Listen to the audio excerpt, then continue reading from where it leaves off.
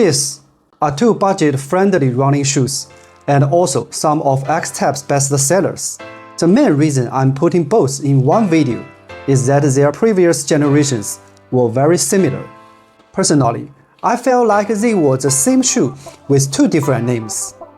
Now in their third generation, do they truly make a difference? Can they still offer great value to runners? Today, let's talk about them.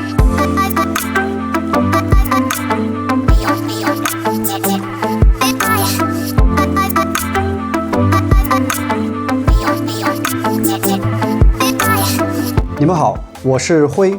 I created this channel to review running products from Chinese brands and improve my English speaking. Before I get my thoughts on the Xtep's third generation of 2,000 kilometers and one piece, I do want to go over some disclosures.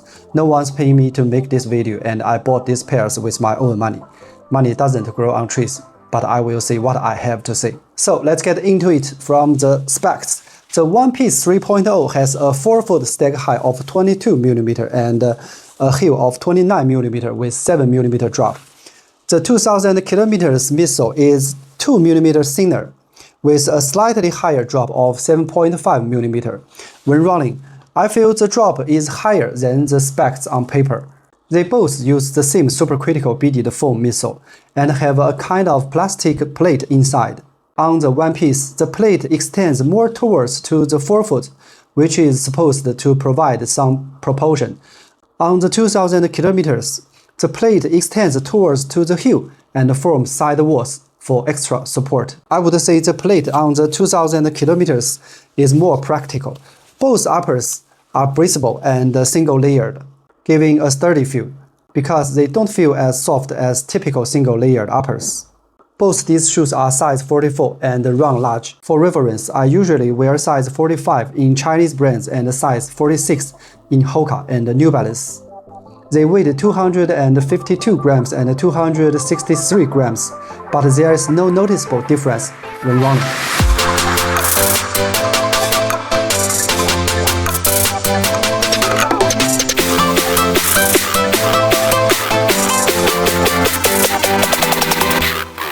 After the basics, let's take a look at the details.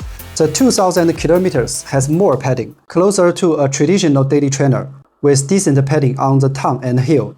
The One Piece feels more like a speed trainer with minimal padding on the tongue and heel.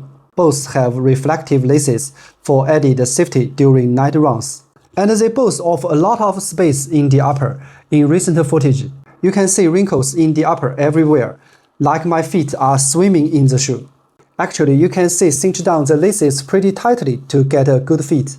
And the laces are also longer to match the roomier feet. Honestly, I don't think any foot shape would struggle to fit this. The 2,000 kilometers tongue looks a bit rough. The One Piece's tongue loophole is offset, while the tongue itself is centered, which looks a bit awkward. For the outsole, the 2,000 kilometers clearly wins. It's thicker, more coverage, and extra thickness in high wear areas. But the most exaggerated thickening I've seen is on the Li-ning Red 4 Pro. But the One Piece also isn't less durable just because it's thinner. After my recent runs, its small details haven't worn off. The insoles of these shoes are exactly the same. They are both quite slippery.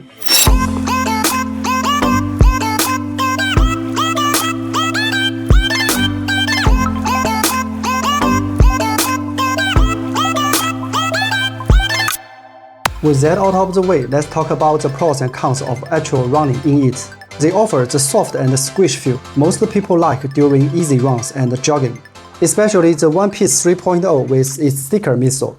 When I was considering buying of these shoes, I also checked out other international brands offer at the same price point. In the $50 to $70 range, Adidas and Saucony and etc. only offer EVA midsoles and regular rubber outsoles, while these have better performing supercritical foam midsoles and more durable CPU outsoles. This is where they shine and maybe explains their high sales. But I don't want to keep praising them with the same overused compliments. I want to focus on their downsides, which you can use to decide if they are deal breakers for you. First, neither is great for forefoot or midfoot strikers. Their foam is slow to rebound. If you push off quickly or forcefully, the foam doesn't have time to recover from compression before being compressed again, giving you the feeling of running on something with no cushioning. And this feeling happens right away, not after a few kilometers. The One Piece 3.0 is slightly better because it's a 2mm thicker midsole. Second, the 2000 km upper doesn't lock well for narrow feet. Its first lace hole is positioned a bit further back. You can see in this footage that it's positioned further back than the One Piece, and combined with the roomy toe box, my forefoot never feels secure. The One Piece does better, but only relatively. But the 2000 km has surprising feature. Normally, like the car tires, the more durable the tire, the harder it is, and the worse it performs in wet conditions. But in my recent run, the 2000 km, which focus on durability, can run through pedals at high speed with confidence. While wrapping up the video, I want to compare them with two other shoes around the $70 mark. One is Xtep 360X 2.0 Lite. In a previous video comment, an audience asked me to explain the 2000 km One Piece 160X, 260X, and 360X all at once. I have to apologize. Some of these shoes I haven't bought yet, but I will use this opportunity to share some background. Xtep running shoes are designed by two separate departments, Xtep Running and Xtep e-commerce. The 2000 km and One Piece come from the Xtep e-commerce. So even in China, you won't find them in specialty stores. The numbered models like 160X, 360X, etc. come from Xtep running department. For Xtep as a company, having two departments compete is a good thing, but for consumers, it might not be. At the $70 price point, they have both the One Piece and the 360X 2.0 Lite. If I were an overseas consumer with limited return options, I would skip both due to the overlap price and unclear positioning. What would you guys to choose? Back to the 360X 2.0 Lite.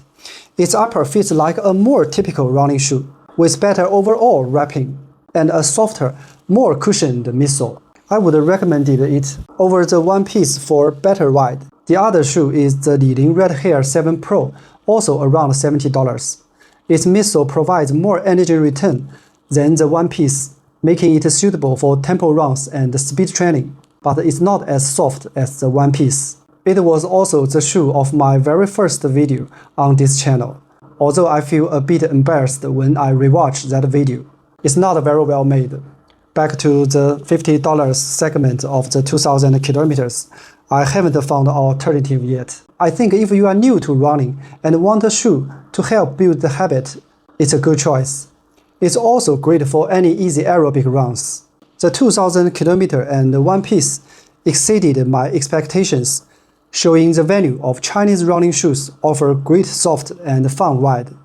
But I won't mythologize them. Instead, I hope this video clarifies the gap between them and the more expensive shoes. When you go from occasional running to loving it and running longer distance, you will find the importance of a secure fit and a midsole that maintains cushioning during your Sunday long runs without hurting your knees. That maybe it's time to invest in slightly pricier shoes. Okay, that's my thoughts on the third generation of Xtep 2000 km and One Piece after 20 km each.